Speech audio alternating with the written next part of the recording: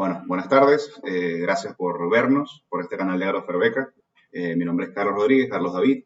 Aquí nos acompaña Carlos Gregorio Rodríguez, el ingeniero agrónomo que trabaja con soluciones de agricultura sustentable en contra de los químicos. Hoy queremos hablar de un suceso que viene aconteciendo en Brasil, consecuencia del mal manejo de la agricultura sustentable o la escasez del manejo de agricultura sustentable, y queremos hablar de olas de polvo que se han manifestado en ciudades principales de ese país, las causas y cómo se pueden prevenir en el futuro y, digamos, todos los detalles con respecto a eso. Así que, bueno, Carlos, quería que empezaras un poco con este tema. ¿Qué opinas? ¿Por qué crees que suceden esas olas de polvo en esas ciudades tan grandes de Brasil últimamente? Muy buenas tardes. Gracias, ingeniero, por darme esta oportunidad. De verdad que es muy interesante el tema y de mucha actualidad, puesto que está ocurriendo apenas ahorita, hace no más de un mes, que se vieron las primeras olas de polvo sobre Sao Paulo. Tú sabes que esa es una de las principales ciudades de Brasil, pues con más de 26 millones de personas, y fue totalmente tapada por el polvo que no se veía ni siquiera el cielo. Esto ocurre principalmente por el grado de deforestación que ha tenido la Amazonía en los últimos años. Y decimos los últimos años porque, si bien es cierto, nunca se ha dejado de deforestar la Amazonía. La Amazonía llevaba un ritmo de alrededor de 1000 hectáreas día, que no es cualquier cosita. Pero en los últimos años, ahora, la administración de Bolsonaro ha subido de 1000 hectáreas a 13.000 hectáreas año.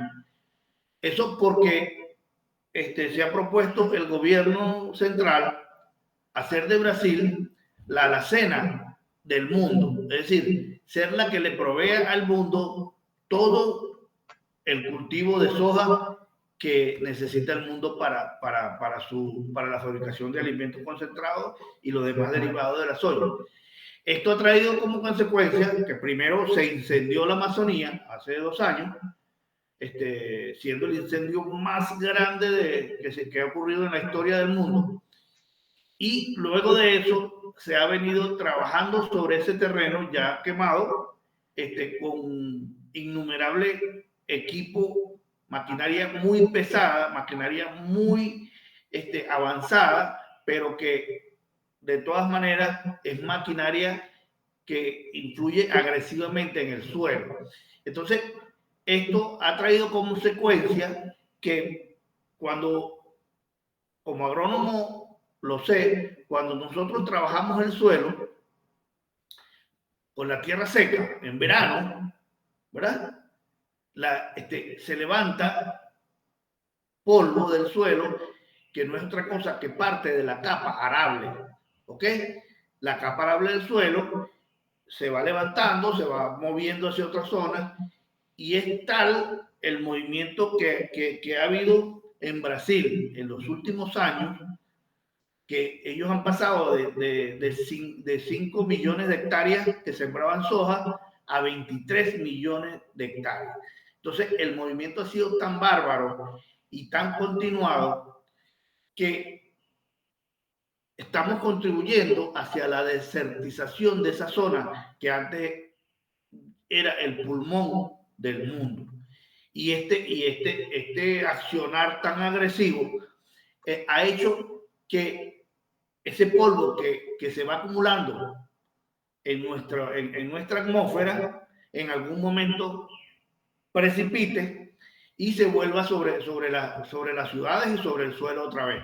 Entonces, hay ese gran problema que se ha manifestado y que está a la vista de todos por una agresiva agricultura tradicional. Nosotros proponemos la agricultura sustentable para que esa capa agrícola no se vaya a la atmósfera y para que todo lo que nosotros le quitamos al suelo se lo retroalimentemos con las mismas cosechas y con productos que sirven para ese fin. Ok, perfecto.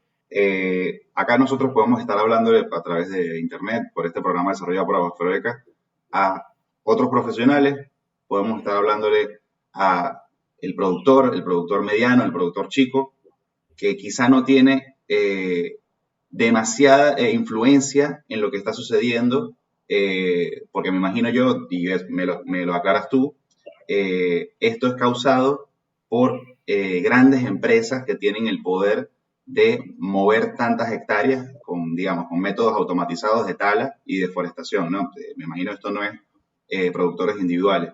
O qué sabes tú de esto, ¿no? ¿Qué es lo que está causando la deforestación tan rápida? No, la deforestación tan rápida es causada por eso mismo, por la intervención de grandes empresas, del agronegocio mundial que tienen toda la tecnología y todos los recursos para mover miles y miles de millones de hectáreas en segundos. Entonces, claro, ese mismo movimiento tan febril, tan inusitado, causa todo este poco de desequilibrio. Entonces, ¿qué estamos haciendo? Estamos contribuyendo a la desertización de una zona que debería ser el pulmón del mundo. Estamos contribuyendo a que desaparezcan especies autóctonas que no van a volver a surgir porque no son plantas que puede una semilla por el viento trasladarse a esa zona. Estamos contribuyendo a que una zona que era virgen se vuelva desierto. Estamos contribuyendo a que esa misma zona, luego de varios años, ya no nos sirva para ningún tipo de cultivo y estamos entonces contribuyendo con el calentamiento global.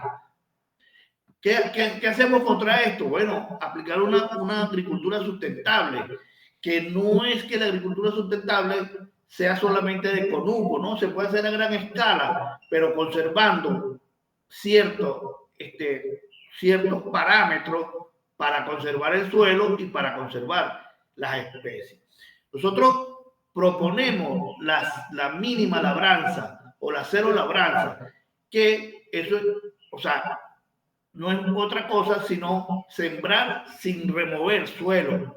Y se puede sembrar mucho más rápido, existen los equipos, existe la tecnología, se puede sembrar mucho más rápido sin mover suelo y además de eso no desertificamos el suelo, no desertificamos la zona, las áreas de cultivo, ¿ok? Eso es por ejemplo, una de las prácticas que se pueden usar. ¿Cuál es la otra práctica que se puede usar? O sea, no extraer, y ya existen los equipos, no extraer todo el material vegetal que estamos cultivando. Por ejemplo, si estamos cultivando maíz, no tenemos por qué llevarnos la planta de maíz, nos llevamos la mazorca y la planta la dejamos en el suelo, ¿ok? Y además de eso podemos adicionar productos prebióticos y probióticos que van a descomponer esa materia orgánica que estamos dejando y van a ayudar al suelo a que se recupere hasta la otra cosecha. Entonces, no es que no tenemos cómo hacerlo, es que no hay voluntad de las grandes empresas de hacerlo. Ellos son nómadas, ellos no tienen país, ellos no tienen ningún tipo de raíz en los países donde ellos están haciendo la explotación y no les interesa mañana acabar, que ese país sea acabado. Claro. Sin embargo, yo me imagino que cuando te refieres al gobierno de Bolsonaro y las políticas que generaron esta situación actual, bueno, el gobierno es reciente, ¿no? Y no tiene ni siquiera más de un término, tiene medio término, ¿no? ¿Qué pasaba? Te pregunto por si lo sabes, si no lo conoces no hay ningún problema. ¿Qué pasaba antes, cuando los otros gobiernos de Dilma, de Lula, de todo ese periodo que duró más o menos 10 años, cómo eran las políticas de regulación de estas grandes empresas con respecto a la explotación de los suelos y a la deforestación? ¿Tienes conocimiento de eso? Bueno, sí, existía que fue derogado por el actual gobierno un instituto que se encargaba de cuidar que la deforestación no fuera tan violenta, porque no era que no había deforestación, siempre ha habido deforestación, pero que no fuera tan violenta. Ese organismo, que ahora en este momento no me llega a la cabeza, dejó de funcionar hace 2 años. Hace 2 años fue desmembrado, fue sacado del gabinete, y allí entonces comenzó hace 2 años. Por eso te digo que con este último gobierno es que se ha disparado, porque siempre, como te dije, siempre la Amazonía ha sido atacada y atacada y atacada, porque tiene las condiciones, tiene la cantidad de personas que hay que alimentar en Brasil, y siempre con esas excusas se iba hacia la Amazonía para crecer el espacio de cultivo en Brasil. Pero en estos momentos, después que desaparece este instituto, es cuando se ha visto mayor acción sobre la Amazonía. Ok. Bueno, entonces claramente la solución viene de la parte de la regulación, viene de la parte de reinstituir toda esta regulación que se echó para atrás, quizá por, bueno, ganas de un nuevo gobierno de tener un poco más de influencia en ciertos aspectos de la vida de los ciudadanos brasileños. Entonces ya sabemos que viene un poco de las regulaciones, la solución de la agricultura sustentable. ¿Qué opinas de eso? O sea, ¿tiene que ver un poco más con los gobiernos o también hay cosas que puede hacer el profesional en la calle, el productor mediano y pequeño? ¿Qué crees que se puede hacer también en esos niveles? No, mira, debemos comenzar nosotros mismos sin que nos tengan que obligar a nosotros comenzar a estudiar. Ahorita es bien fácil meterse en googlear cualquier cosa, y podemos comenzar a investigar sobre qué hacer para hacer una agricultura sustentable que no termine desertificando nuestra finca o nuestra granja, sino más bien cada día que esté mejor. Entonces, desde lo chico hacia lo grande se puede hacer. Se puede hacer que cada agricultor, o sea, por mínimo que sea su parcela, comience a adoptar prácticas agroecológicas, prácticas de agricultura orgánica, y poco a poco vamos a ir viendo cómo se va volviendo un desierto otra vez habitable. Esta experiencia no es que yo la estoy inventando, ya esta experiencia en China es una experiencia pero impresionante. Han recuperado más de 30.000 hectáreas de una zona que era desértica, y lo están haciendo en base a la agricultura sustentable, en base a la reforestación con árboles autóctonos, y utilizando el combinado de la silvicultura, que es la parte de los árboles, con la agricultura. Es decir, producen y a la vez van reforestando la zona. Eso ya es un hecho, se está haciendo, y son las cosas que hay que copiar para que nosotros podamos tener este mundo, esta tierra que es la única que tenemos, la podamos tener por muchos más años. Porque la tierra no se va a acabar, lo que nos vamos a acabar somos nosotros, y la tierra va a seguir siendo un planeta, pero un planeta desértico, si nosotros no la queremos. Ok, ahí entramos un poco en un tema un poco más amplio del calentamiento global, de contaminación, y siempre hay un dilema que particularmente yo creo que es bastante interesante, que es el de sacrificio económico a costa de preservación, ¿no?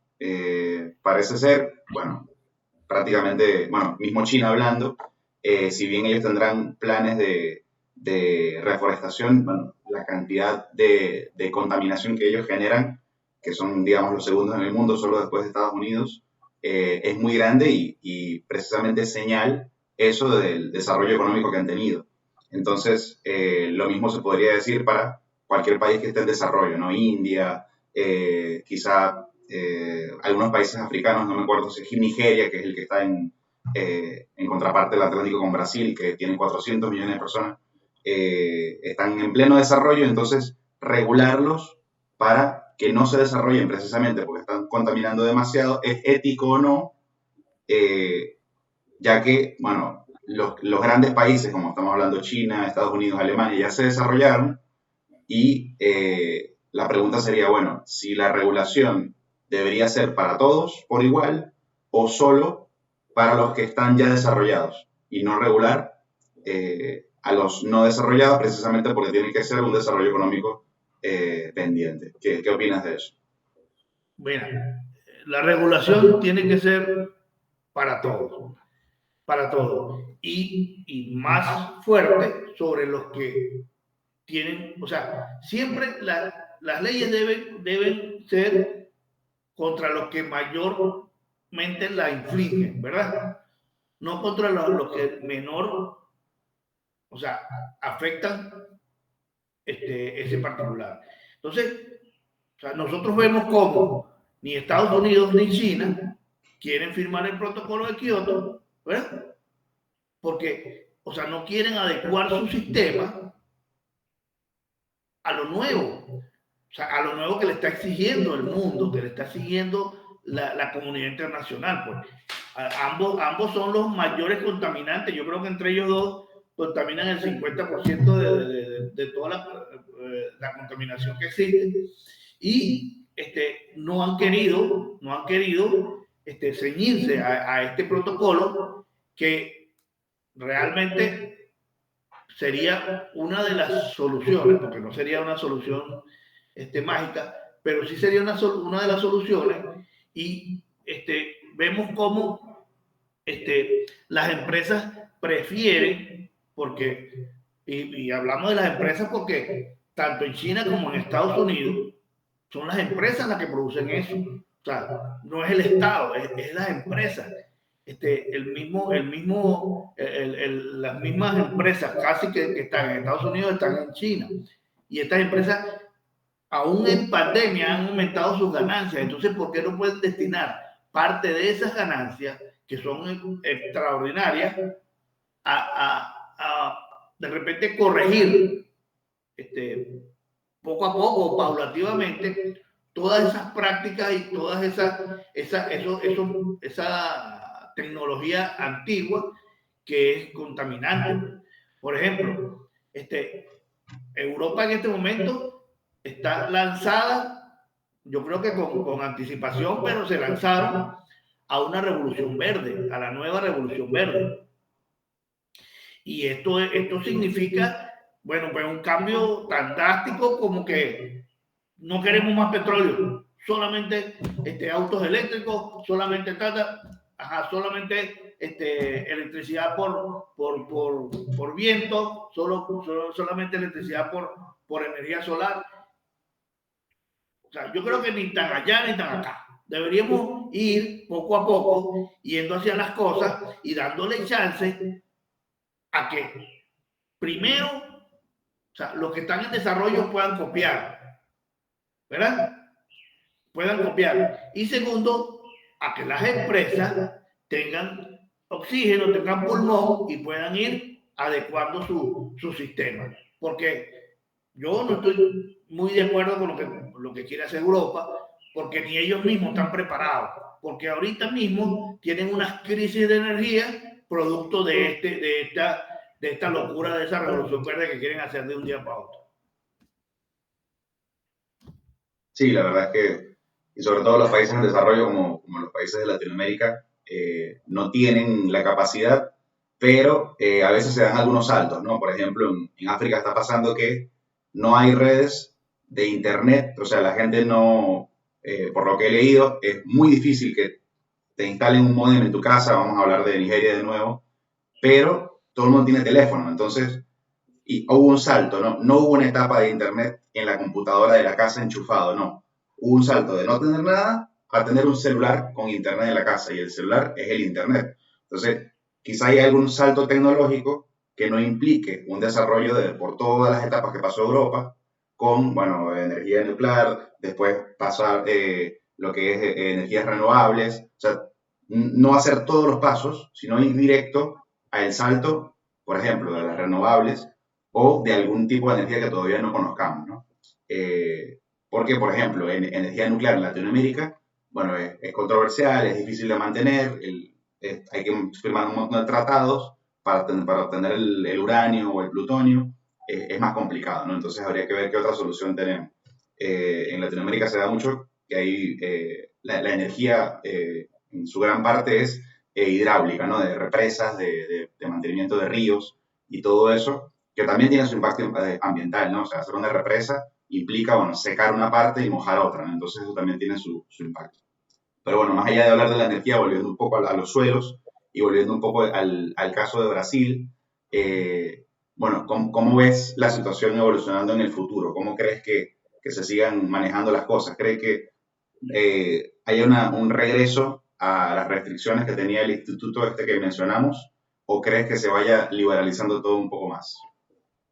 Yo creo que va a volver las regulaciones para parar la locura. Ajá. Pero ya hay este, productores agrícolas brasileños conscientes, con conciencia de lo que está pasando y que están haciendo una agricultura más benévola con los suelos. Es más, ya ellos crearon unos equipos que cortan por ejemplo, en la parte del maíz o la soya, cortan solamente el fruto y repican la parte vegetal y sale y queda en el suelo. ¿Ves?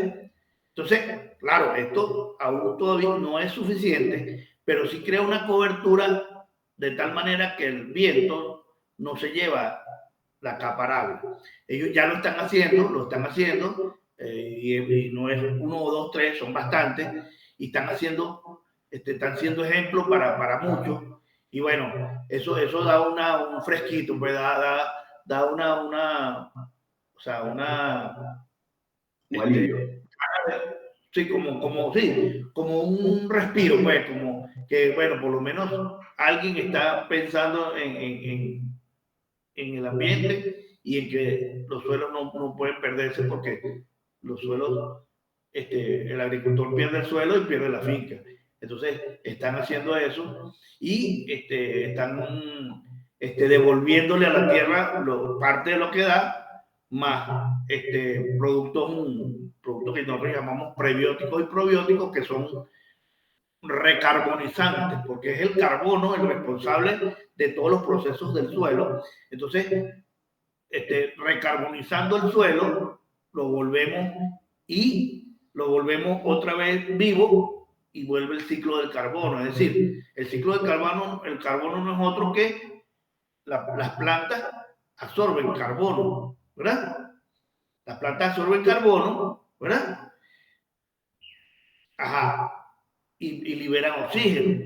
Entonces, ese ciclo del carbono tiene que repetirse cuando nosotros no tenemos plantas sobre el suelo. El ciclo de carbono se pierde. Entonces, si volvemos a tener carbono descomponiéndose en el suelo, podemos volver a tener el ciclo del carbono en el suelo para la producción de los microorganismos que son los que nutren definitivamente a las plantas. O sea, lo que se llaman las micorrizas arborícolas, que son sistemas de hongos y bacterias que ayudan a las raíces, a los pelos absorbentes de las raíces, a tomar su nutrición. Entonces, si nosotros no recarbonizamos de esta manera, volviendo esa celulosa y esa quitina y todas esas cosas que tienen las plantas, volviéndolas al suelo, no es cuando certificamos una área. Ok, está muy interesante eso del ciclo del carbono o de la recarbonificación, como se diga. Estaría bueno si podemos ahondar un poco en qué productos facilitan ese ciclo, ¿no? ¿Qué productos nos ayudan a reparar el suelo? Y más allá de los que ofrece Agrofерbeca, que también estaría bueno que los menciones. Bueno, ¿cuáles son los que pueden ayudar a un productor ahora a recarbonificar su suelo? Hablando de una persona que tenga unas 10, 100 hectáreas que trabajar, ¿no? Bueno, mira, no es otra cosa que devolverle la materia orgánica al suelo. Es decir, por ejemplo, es muy famoso y todo el mundo lo conoce, el humo de lombriz, el humo de lombriz es uno de los, bueno, pues de las maravillas del mundo. O sea, él es un fertilizante o abono, como lo quieran llamar, más completo de todo el mundo. Y tú adicionándole al suelo en todo el ciclo y entre ciclo y hasta cuando el suelo está en descanso, adicionándole humus de lombriz, el suelo vuelve a la vida y vuelve a reponer todo aquello que se le ha quitado. Hay también incorporación de restos de cosecha, ¿verdad? Que son una aplicación de carbono directo, ¿verdad? Y hay unos productos ya que se llaman prebióticos. Esos productos prebióticos son productos que vienen de, como residuo de la fabricación de algunos productos biológicos, ¿verdad? Ajá, que tienen cadenas celulósicas muy grandes. O sea, cadenas celulósicas son cadenas de carbono, hidrógeno, ajá, muy grandes, que al entrar al suelo se descomponen y forman de nuevo el carbono. Entonces vuelve el ciclo del carbono a la planta y vuelve el ciclo de carbono a la atmósfera y todo vuelve a la normalidad. Mira, la agricultura es responsable del 25% del calentamiento global. Por eso y por eso salen, y estamos en una época donde estamos hablando de la agricultura y la ganadería regenerativa. O sea, volver a lo que antes era del ganado, porque le echan la culpa al ganado del calentamiento global y es falso, eso es mentira, eso no es verdad. El ganado no tiene culpa que lo encierren en unos establos donde no tiene movimiento y donde sí es verdad que rompen el ciclo del carbono.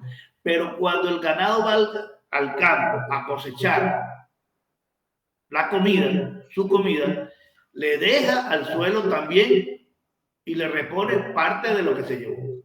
Entonces, esa agricultura y esa ganadería regenerativa, tenemos que volver a eso, como por ejemplo ha sido tradicional en Argentina. Por eso las carnes argentinas eran, y no sé aún, porque tengo rato que no voy allá, de las más ricas del mundo, porque eran de animales que comían pastizales y no eran hechos en establo con esteroides anabolizantes y con alimentos concentrados. Sí, igual ni siquiera lo que vivimos en Argentina sabemos cómo saben esas carnes, porque esas carnes directos se exportan. Aquí se come lo que medio salió más barato, ¿no? Pero bueno, más allá de eso, dicen que lo que contamina no solo es la vaca como tal, que se tira peo, flatulencia, y que eso genera metano, sino que el espacio que ellos ocupan para rumiar, para, digamos, ir comiendo y pastizar es demasiado grande y sobre todo mantener ese pasto es muy costoso a nivel de agua. Eso es lo que, digamos, he escuchado que es el mayor impacto, ¿no? Por ejemplo, en Estados Unidos, si no me equivoco, el 15% de toda la tierra de ese país es de ganado. O sea, estamos hablando de, no sé, 2 millones de kilómetros cuadrados, más o menos. Entonces, ¿qué opinas de eso, del impacto de la ganadería en términos de espacio? Mira, la ganadería, como te digo, pues, cuando empezó a encerrarse en, en espacios limitados, empezó a hacer problemas de contaminación. O sea, ese ciclo del metano y eso que las vacas producen en su rumen, no es tal si lo hacen al aire libre. Pero cuando lo hacen en estables confinados, donde hay miles y miles de animales en una hectárea, imagínate tú el impacto de esa zona. ¿Ok? ¿Qué pasa? Señores, tenemos hay mucha área por sembrar. O sea, y no tenemos, o sea, ¿qué pasa? El economicismo, o sea, ese sacar la cuenta de que pierdo un bolívar, de ganarme un bolívar y pierdo 1.000 millones, de ganarme 1.000 millones, es lo que nos está llevando a la destrucción de todo. O sea, sigámoslo como naturalmente fue. Bueno, yo digo, entonces, ¿quién fertiliza los árboles aquí en el Amazonas nuestro, mismo en Venezuela, aquí en el Tamacuro? ¿Quién fertiliza unos árboles de 30 metros de alto?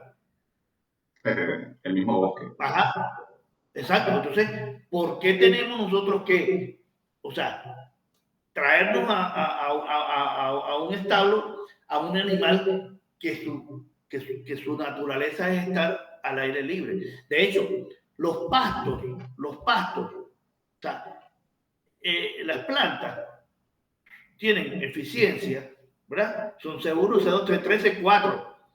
Las plantas C4 son las más eficientes en la conversión del carbono hacia el oxígeno. ¿Y cuáles son las plantas C4? Las gramíneas, los pastos que comen las vacas.